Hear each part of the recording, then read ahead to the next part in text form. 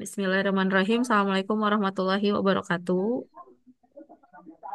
Waalaikumsalam warahmatullahi wabarakatuh. Alhamdulillahirabbil alamin wa bihi nasta'in wa ala umuri dunya waddin. Wassalatu wassalamu ala asrofil anbiya'i wal mursalin wa ala alihi wa sahbihi ajmain. Amma ba'du. Yang terhormat Ibu Ketua Komunitas Belajar Selaras SMA Negeri Jatinangor, Bapak Ibu narasumber yang hari ini akan menyampaikan mengenai diseminasi rencana tindak lanjut implementasi pendidikan berbasis kasih sayang dan juga para Bapak Ibu peserta yang saya hormati. Pertama-tama marilah kita panjatkan puji dan syukur kehadirat Allah Subhanahu wa taala yang bahwasanya pada hari ini kita dapat diberikan kesehatan dan dapat berkumpul bersama di acara yang tadi sudah saya sebutkan, diseminasi rencana tindak lanjut implementasi pendidikan berbasis kasih sayang. Tak lupa salawat beserta salam, marilah kita panjatkan kepada Nabi besar kita, Nabi Muhammad Sallallahu Alaihi Wasallam, Sallallahu alaihi wasallam. pada keluarganya, para sahabatnya, dan semoga sampai kepada kita selaku umatnya. Amin. Amin ya Rabbal Alamin. Langsung saja mungkin ya untuk kegiatan diseminasi hari ini. Yang pertama, kita akan melaksanakan pembukaan, dilanjut sambutan yang akan disampaikan oleh Ibu Ketua Komunitas Belajar oleh Ibu Intang. Selanjutnya penyampaian materi yang pertama oleh Bapak Muhammad Lutfi, selanjutnya oleh Ibu Pipih, dan terakhir oleh Ibu Intang, dan diakhiri dengan penutup. Mungkin supaya waktunya efektif, kita mulai dulu kegiatan ini dengan mengucap basmalah bersama-sama. Bismillahirrahmanirrahim. Bismillahirrahmanirrahim. Dilanjutkan dengan sambutan dari Ibu Ketua Komunitas Belajar Selaras SMA Negeri Jatinangor, Ibu Intang Rustini. Padanya dipersilahkan. Oke, terima kasih kepada Ibu Moderator yang sudah memberikan waktu untuk saya memberikan sambutan pada kegiatan ini. Bismillahirrahmanirrahim. Assalamualaikum warahmatullahi wabarakatuh. Waalaikumsalam warahmatullahi wabarakatuh. Terima kasih kepada Ibu Bapak narasumber dan Ibu Bapak peserta yang bersedia hadir pada kegiatan diseminasi rencana tindak lanjut implementasi pendidikan berbasis kasih sayang. Pertama-tama yang pertama marilah kita panjatkan puji dan syukur bahwasanya kita semua masih bisa berkumpul dalam kegiatan ini dalam keadaan sehat walafiat. Tidak lupa pula salawat serta salam marilah kita limpah curahkan kepada junjungan Nabi besar kita Nabi Muhammad Sallallahu Alaihi Wasallam, kepada keluarganya, sahabatnya, tabiin dan tabiitnya, dan mudah-mudahan kepada kita selaku umatnya hingga akhir zaman. Amin ya rabbal alamin. Ibu dan Bapak, tidak banyak yang akan saya sampaikan di sini.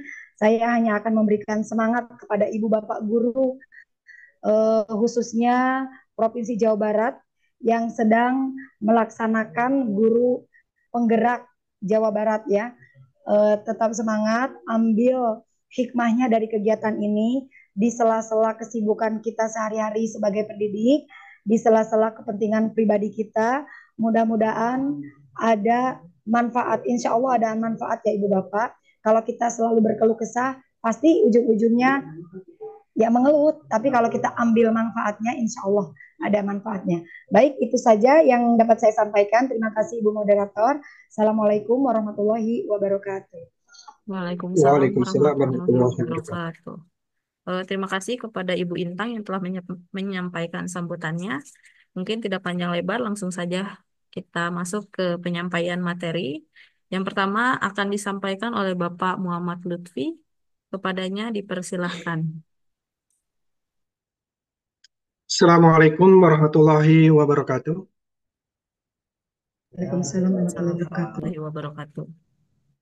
Terima kasih kepada pembawa acara Ibu Mita yang telah memberikan kesempatan saya untuk berbicara sedikit tentang pengalaman dalam pembelajaran dengan ber apa namanya pembelajaran dengan acuan kita ber, ber, berbagi kasih sayang gitu ya. Bapak Ibu sekalian, pada dasarnya kita semua itu kan udah terbiasa mengajar dan pembelajaran yang berbasis kasih sayang pun saya percaya bahwa sebenarnya kita telah melakukannya. Dia. Barangkali ketika kita diminta untuk membuat pembelajaran yang berbasis kasih sayang, baru kita berpikir seperti apa sih pembelajaran berbasis kasih sayang. Padahal sebenarnya selama ini saya percaya kita sudah melaksanakan pembelajaran yang berbasis kasih sayang.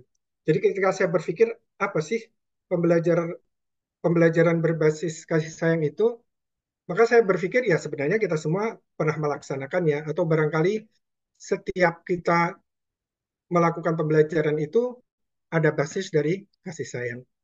Jadi setelah saya pikir-pikir, kemudian saya kumpulkan, saya merumuskan bahwa pembelajaran berbasis kasih sayang itu adalah pembelajaran yang kita membuat suasana pembelajaran itu adalah suasana yang seperti keluarga, ya, seperti keluarga yang saling keluarga itu kan macam-macam ya, ada yang keluarga yang bahagia, ada yang keluarga mungkin broken home dan sebagainya. Tentunya di sini keluarga yang ideal, ya, dalam arti suasana keluarga yang saling menghormati, saling menghargai, saling membutuhkan gitu ya. Di mana kita sebagai guru, bapak ibu sebagai guru itu berperan bisa sebagai ayah yang mungkin melindungi anak-anaknya, siswa sebagai anak-anak, atau sebagai ibu yang biasanya mendengarkan curhatan dari anak-anak kita, siswa sebagai anak-anak kita, atau kita berperan sebagai kakak, adik, ataupun sahabat. Dalam hal artian kita selalu memberikan kesempatan kepada siswa-siswa kita untuk menyampaikan unek-uneknya, apa yang ingin mereka sampaikan, atau kalau dalam pembelajaran fisika gitu ya, biasanya pembelajaran fisika itu kan pembelajaran yang mata pelajaran yang relatif dianggap susah gitu ya. Karena saya dulu juga mungkin merasakan hal itu, tapi intinya saya berusaha untuk dalam pembelajaran fisika pun membuat suasana kelas itu adalah suasana keluarga. Jadi suasana yang saya bisa memunculkan basis kasih sayang tersebut. Misalnya apa gitu ya? Jadi ketika katakanlah ada soal, membahas soal, saya buat kelompok-kelompok, kemudian mereka mengerjakan bersama, saya mendekati tiap-tiap kelompok itu, menanyakan kira-kira apa apa yang mereka hadapi, apa kesusahan, kulitnya di mana, atau saya usahakan juga mereka yang suka fisika atau pintar fisika itu membagi kemampuannya dengan teman-temannya. Dalam artian dalam kelompok itu tercipta suasana ketika mereka sedang main gitu ya. Mereka main sendiri, tidak ada guru di luar. Jadi apa maksudnya natural gitu. Jadi ngobrol antar siswa dengan siswa ketika dalam kelompok belajar yang di dalam kelas itu mereka santai gitu, santai kemudian dapat jujur gitu ya. Misalkan oh saya nggak bisa ini gitu ya. Nah itu kan sebenarnya pada dasarnya kan kita udah melakukan itu. Dan ketika kita diminta untuk membuat pembelajaran yang berbasis pada kasih sayang itu, kita kan tinggal berpikir ulang, mengumpulkan apa sih hal-hal yang telah kita lakukan dalam pembelajaran yang di situ ada muatan kasih sayangnya. Jadi menurut saya sebenarnya ketika saya mempraktekkan pembelajaran berbasis kasih sayang ini, yaitu di kelas yang maksudnya benar-benar saya perhatikan gitu ya, itu di kelas 12 IPA 4 materinya adalah listrik statis ya, saya buat seperti itu tadi. Saya buat kelompok kelompok kecil. Pertama saya apa? Saya sampaikan dulu materinya, kemudian saya share ke siswa mana kesulitannya, saya kasih contoh pembahasan soal, kemudian saya minta mereka berkelompok dan menyelesaikan berbagai macam persoalan ya. Dan kemudian saya membuat mereka itu suasananya nyaman, tidak tertekan sehingga mereka santai ya, santai natural, belajar seperti ya di mana mereka biasa istirahat ngobrol bareng dengan teman-temannya sehingga mereka bisa bisa apa ya jujur gitu mengungkapkan oh ya saya nggak bisa ini, atau mereka terus nanya ini caranya gimana dan sebagainya, sehingga suasana kekeluargaan yang saling menghormati, saling mengerti, berempati kepada temannya yang mungkin belum paham tentang suatu konsep dalam fisika itu bisa bisa terbangun. Dan tentunya mungkin kalau menurut saya kita juga harus memposisikan tadi sebagai kadang sebagai ayah, sebagai ibu, sebagai teman, sebagai adik dan sebagainya. Dan tentu saja kita tetap harus menjaga apa ya, menjaga bahwa batasan kita bahwa kita adalah seorang guru. Tapi kita harus memposisikan diri kita dalam beberapa posisi yang membuat siswa-siswa kita itu nyaman gitu. Sehingga basis kasih sayang itu bisa tumbuh antara kita dengan siswa dan juga tumbuh di antara siswa dengan siswa. Jadi intinya yang ingin saya sampaikan adalah bagaimana kita membuat suasana kelas itu nyaman dan mereka juga merasa nyaman, merasa tidak ada tekanan, santai sehingga mereka bisa mengungkapkan perasaannya seperti apa, mengungkapkan keinginannya seperti apa dan jujur terhadap ketidaktahuannya atau sadar bahwa kalau dia tidak tahu ya saya tidak tahu, tapi kalau dia tahu dia mau berbagi kepada teman-temannya. Barangkali itu yang bisa saya sampaikan dalam kesempatan ini tentang pembelajaran yang berbasis kasih sayang. Terima kasih, saya kembalikan kepada Ibu Mita sebagai moderator. Baik, terima kasih banyak kepada Bapak Lutfi yang telah menyampaikan materinya. Eh, Mungkin kita lanjut dulu saja ke penyampai materi yang selanjutnya, yaitu dari Ibu Pipi. Kalau nanti ada sesi tanya jawab, kita terakhirkan saja setelah selesai penyampaian dari ketiga narasumber. Kepada Bu Pipi, saya persilahkan. Assalamualaikum warahmatullahi wabarakatuh. Waalaikumsalam Waalaikumsalam warahmatullahi warahmatullahi wabarakatuh. Terima kasih kepada Ibu Mita selaku moderator yang telah memberikan saya kesempatan untuk berbicara di sini. Eh, Sebenarnya masih dengan tema yang sama ya.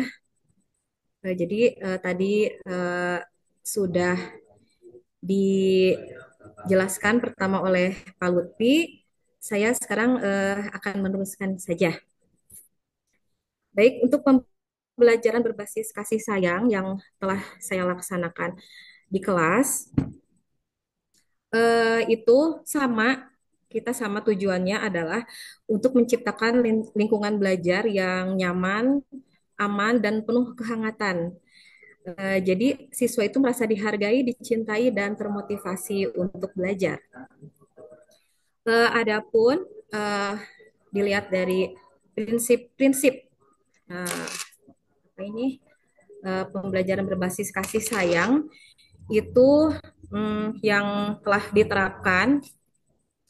Yang pertama itu dari empati, itu adalah dengan mencoba memahami dan merespon perasaan siswa, baik itu eh, apa perasaannya, keadaan siswa saat itu. Misalnya waktu itu kebetulan adalah saat-saat mau ke jam terakhir, jadi mungkin suasana siswa udah kayak udah capek, udah ngantuk gitu. Jadi gimana caranya kita eh, me, apa, me- menyesuaikan gitu supaya si perasaan siswa saat itu bisa kembali untuk fokus belajar. Yang kedua itu adalah ada penerimaan, yaitu menerima siswa apa adanya dengan segala kelebihan dan kekurangannya. Eh, ya, memang pada dasarnya kita semua seperti yang tadi sudah Pak Lutfi sampaikan bahwa ya di kelas itu penerimaan seperti ini memang sudah biasa kita laksanakan ya. Gitu. Jadi baik siswa itu dengan kemampuan yang akademiknya bagus atau yang pertengahan atau yang malah lambat, kita pasti menerimanya dan dia diberikan hak yang sama. Nah, ini ada di yang poin terakhir, keadilan dan kesetaraan. Jadi bagaimanapun latar belakangnya, itu semua siswa diberikan hak dan kesempatan yang sama. Yang ketiga itu apresiasi. Di sini untuk siswa yang memiliki kemampuan lebih, saya berikan apresiasi, baik itu berupa pujian atau berupa reward-reward kecil. Tapi bagi siswa yang memang misalnya punya keterbelakangan, bukan keterbelakangan ya, adalah murid-murid tertentu, tapi ketika dia mau fokus belajar, itu pun saya berikan apresiasi. Lalu ada komunikasi terbuka. Nah, di sini komunikasi terbukanya dalam proses pembelajarannya juga kemarin sama seperti Pak Lutfi, saya menerapkan PJBL, jadi ada proyek kelompok. Di sini komunikasi terbukanya yaitu pada saat kerjaan kelompoknya, proyeknya juga pada saat presentasi juga sesi tanya jawab. Nah, lalu ke lingkungan aman dan nyaman. Jadi sebetulnya poin-poin yang tadi telah diterangkan itu adalah poin-poin yang bisa menunjang untuk eh, lingkungan aman dan nyaman bagi siswanya seperti itu. Nah, lalu kita lihat ini juga eh, penerapan dalam praktiknya secara detailnya gitu ya.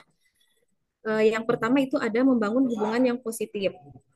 Contohnya saja memberikan sapaan hangat, misal pada saat pertama masuk ya, guru menyapa siswa, siswa pun sama memberikan salam kepada guru.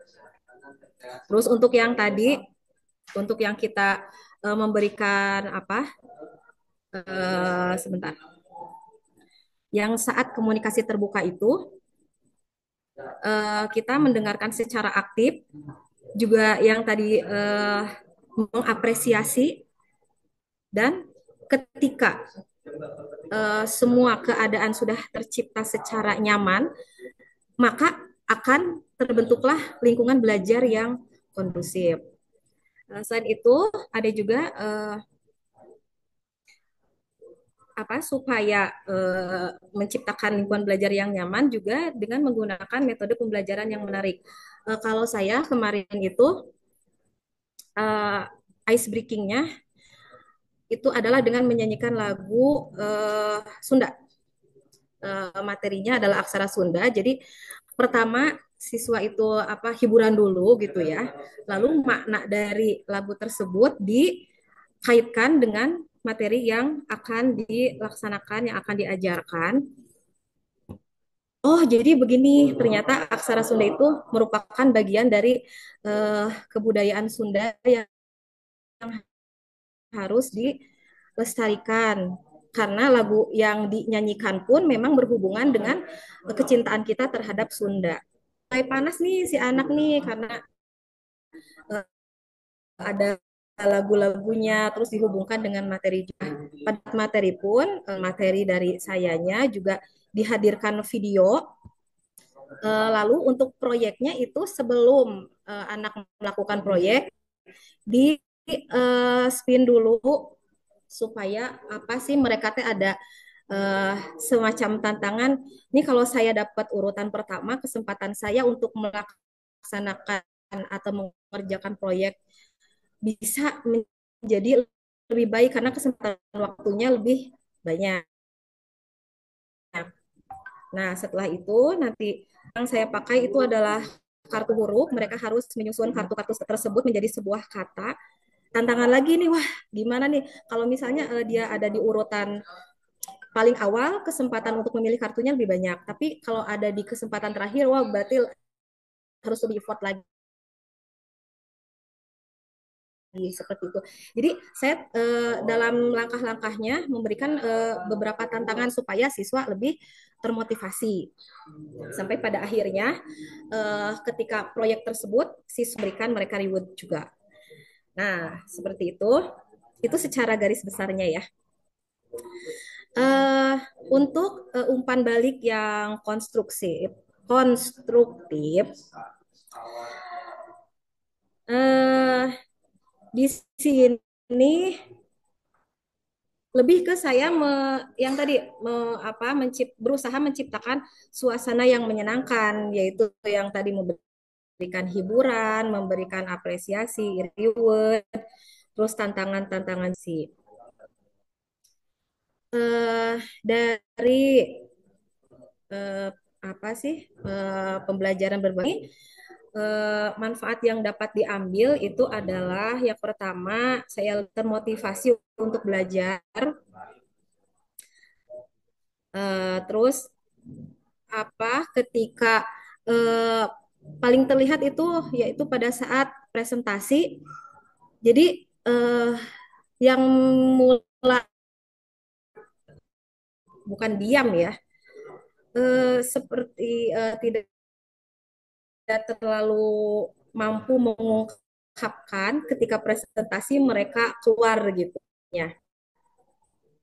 Juga itu adalah mampu mengembangkan hubungan yang positif baik itu antara siswa dengan siswa karena di sana mereka bekerja secara kelompok, juga antara siswa dengan gurunya itu sendiri. Jadi kesimpulannya, pembelajaran berbasis kasih sayang yang telah dilakukan itu bagus gitu ya, mampu membuat suasana pembelajaran lebih menarik, terus siswanya lebih termotivasi. Jadi saya pun terpikir untuk membuat rencana tindak lanjut dari apa yang telah tadi dilakukan. Yang pertama itu individu. Jadi untuk rencana tindak lanjut secara individunya, saya oke sebentar ya.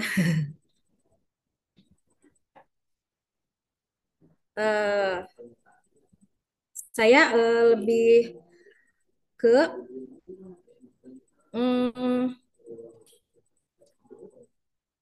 anak-anak akan diberikan sejenis, tapi sih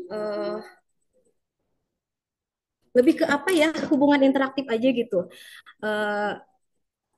Waktu umpan balik di akhir pembelajaran, saya bertanya kepada anak, bagaimana pembelajaran hari ini? Mereka sukanya itu karena sekarang itu apa sih, pekerjaan kelompoknya itu mereka lebih lebih kompak gitu, lebih bisa saling membantu. Nah, jadi untuk individualnya saya ingin berusaha membangun mereka untuk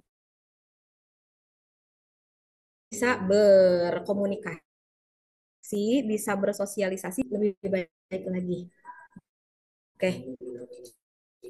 Untuk kelompok tetap untuk diskusi karena itu individual dan kelompok juga memang saling berhubungan. Jadi disatukan saja itu untuk apa sih, kelompok dan individual. Jadi berusaha me mengompakkan kembali, lebih bisa saling bersosialisasi dan berkolaborasi. Yang terakhir untuk dengan gurunya, mungkin di konseling dan bimbingannya supaya nanti bisa kita lebih curhat-curhat lagi, share-share lagi sama siswa lebih intens. Terakhir mungkin di penilaian itu untuk mengevaluasi apakah si pembelajaran berbasis kasih sayang yang telah diterapkan ini mampu meningkatkan prestasi siswa atau tidak.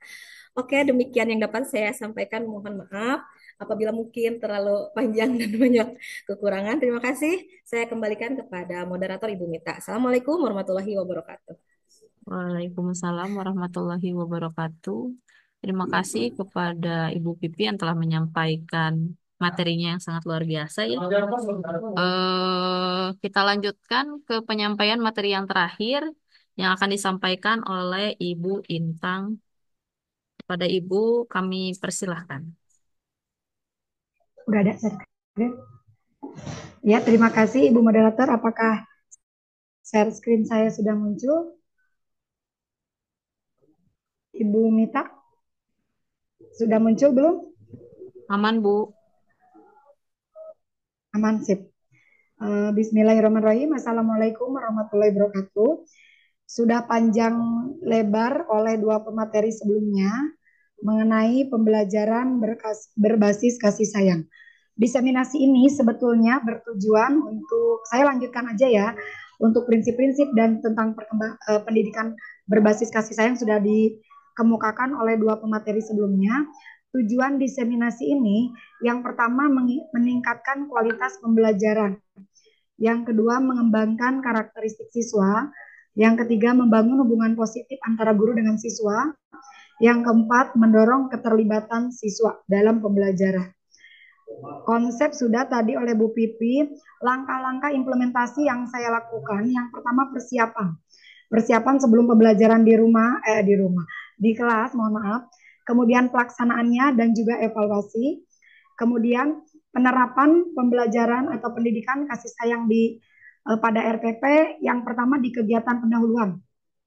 Itu ada di sambutan, bagaimana kita menyambut dengan hangat, dengan menyapa penuh kasih sayang kepada siswa-siswi kita di kelas. Kemudian mencek kondisi emosional karena dengan raut wajah pun sudah terlihat biasanya ya. Kemudian memberikan motivasi positif. Yang berikutnya di kegiatan inti sama tadi memperhatikan reaksi emosional siswa selama pembelajaran, tetap memberikan keadilan dan kesetaraan pada semua siswa, memfasilitas pembelajaran kolaboratif ya antar kelompok dalam satu kelompok, kemudian memastikan semua siswa merasa aman dan nyaman dalam pembelajaran di kelas, memberikan apresiasi kepada siswa yang mampu berpendapat atau bertanya di kelas, kemudian memberikan kesempatan siswa untuk belajar dari kesalahan dalam hal mempelajari pelajaran atau mungkin ketika siswa melakukan kesalahan atau agak melenceng di kelas. Jadi tetap kesalahan itu jadikan pembelajaran untuk siswa. Kemudian merefleksikan pembelajaran dengan pertanyaan yang mendorong siswa untuk mengembangkan diri di masa depannya, memberikan kata-kata semangat, menutup pembelajaran dengan kegiatan dengan doa dan kata-kata positif itu di penutup ya. Kemudian ini bukti-bukti implementasi pembelajaran kasih sayang di kelas, di mana ketika guru membimbing siswa, ketika kerja kelompok, dan ketika guru membimbing diskusi kelas. Apa dampak positif pendidikan kasih sayang ini? Meningkatnya empati, kemandirian, dan rasa hormat, baik kepada sesama siswa ataupun kepada kita selaku guru. Apa tantangan dan solusi? Ini di sini ya, kita lanjut saja kepada rencana tindak lanjut. Sebetulnya diseminasi ini tujuannya adalah rencana tindak lanjut. Jadi kedepannya mudah-mudahan ya, karena kita juga belum bisa secara perfect untuk menerapkan pendidikan kasih sayang di kelas. Jadi pelatihan secara berkala, baik itu di dalam komunitas belajar ataupun mengikuti webinar-webinar yang selalu dilaksanakan. Banyak ya kalau sekarang mah. Kemudian diskusi dan sharing minimal dengan teman kerja satu MGMT atau dalam satu instansi, kerjasama juga dengan orang tua, dan pengembangan kurikulum berarti dengan bidang akademik di sekolah untuk penerapan pendidikan kasih sayang. Kesimpulannya, pembelajaran berbasis kasih sayang merupakan konsep yang penting yang dapat meningkatkan kualitas pembelajaran dan membentuk karakter siswa. Dengan menerapkan konsep ini, kita dapat menciptakan lingkungan kelas yang positif, suportif, dan penuh kasih sayang. Baik, itu materi dari saya. Terima kasih Bu Moderator. Saya serah terimakan kembali kepada Ibu. Terima kasih kepada Bu Intang yang telah menyampaikan materinya. Sungguh luar biasa sekali ya para pemateri kita hari ini yang telah menyampaikan pembelajaran berbasis kasih sayang. Ya, tidak panjang lebar mungkin karena waktu Zoom-nya tinggal sebentar lagi, tinggal sedikit lagi. Saya persilakan mungkin hanya untuk satu penanya saja dan nanti diwakilkan mungkin dari salah satu narasumber yang menjawabnya. Apakah ada pertanyaan dari Bapak Ibu peserta? Oh, silakan Ibu Arni. Waktu dan tempatnya saya persilakan.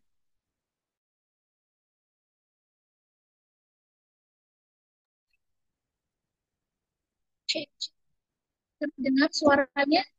Ada. Terima kasih kepada para narasumber yang telah mendapatkan hasil diseminasinya. Bertanya, ada nggak kendala yang ditemukan atau yang dirasakan ketika menerapkan pembelajaran berbasis kasih sayang ini? Kendalanya apa? Terima kasih. Terima kasih Bu Arni untuk pertanyaannya. Dipersilakan mau dari siapa yang menjawabnya? Mau Bu Inta, mau Bu Pipi atau Pak Lutfi? Salah satu aja, soalnya waktunya tinggal 5 menit lagi. Tadi pertanyaannya, adakah kendala dalam pembelajaran berbasis kasih sayang ini? Dipersilahkan. Mau dari siapa? Eh, saya Monggo Pak mencoba Wahid. menjawab ya. Terima kasih atas pertanyaannya. Menurut saya kendalanya itu adalah kita belum belum apa ya, belum merumuskannya. Sebenarnya kita udah biasa melakukan pembelajaran yang berbasis kasih sayang, tapi karena kita sebelumnya tidak pernah diungkap bahwa ada pembelajaran berbasis kasih sayang, maka ketika ada pembelajaran berbasis kasih sayang itu kita baru mengumpulkan, mengidentifikasi itulah. Jadi mungkin kendalanya bahwa kita perlu mengidentifikasi lebih lanjut eh, hal-hal apa yang telah kita lakukan dan mencoba untuk menggabungkan dan menerapkannya ketika kita melaksanakan pembelajaran sehingga apa yang telah kita lakukan itu menjadi suatu kebiasaan. Jadi menurut saya ke depannya itu eh, pendidikan berbasis kasih sayang itu tidak perlu lagi di apa ya dirumuskan, tapi sesuatu yang udah mendarah daging di kita dan kita udah seperti biasa melakukan hal seperti itu. Menurut saya kendalanya itu tadi ya harus perlunya kita mengidentifikasi dulu mana yang kita pernah melakukan, kemudian kita kumpulkan dan kita laksanakan. Barangkali itu menurut saya Siap-siap. ya. Nambahin Bu Mita sedikit Monggo. tantangannya yang pertama ini tantangan emosional guru karena kadang kita di rumah sedang ada masalah atau apa pas kebenaran di kelas anaknya bermasalah itu memang tantangan untuk mengendalikan emosi gurunya sendiri gitu. Itu tantangan yang pertama. Yang kedua tadi beragam karakteristik siswa.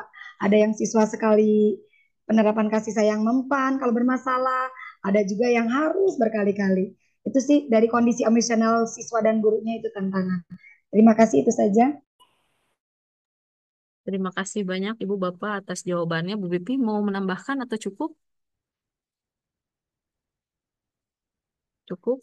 Baik, karena mungkin kita dibatas oleh Zoom yang hanya bisa 40 menit, jadi mungkin dicukupkan dulu untuk diseminasi hari ini. Saya menyimpulkan sedikit dari yang setelah disampaikan tadi bahwa pembelajaran berbasis kasih sayang itu merupakan pembelajaran yang dimana kita membuat suasana pembelajaran itu seperti keluarga, suasananya nyaman, yang hangat, yang mana nantinya peserta didik bisa termotivasi untuk pembelajaran yang menciptakan karakter yang positif bagi siswa, meningkatkan kualitas pembelajaran pada akhirnya dan juga hubungan yang positif antara siswa dan guru. Mungkin itu yang dapat disimpulkan dari saya. Terima kasih banyak kepada Bapak Ibu narasumber, terima kasih banyak juga kepada Bapak Ibu peserta diseminasi rencana tindak lanjut implementasi pendidikan berbasis kasih sayang. Dicukupkan dari saya. Sekian, mohon maaf apabila ada salah-salah kata.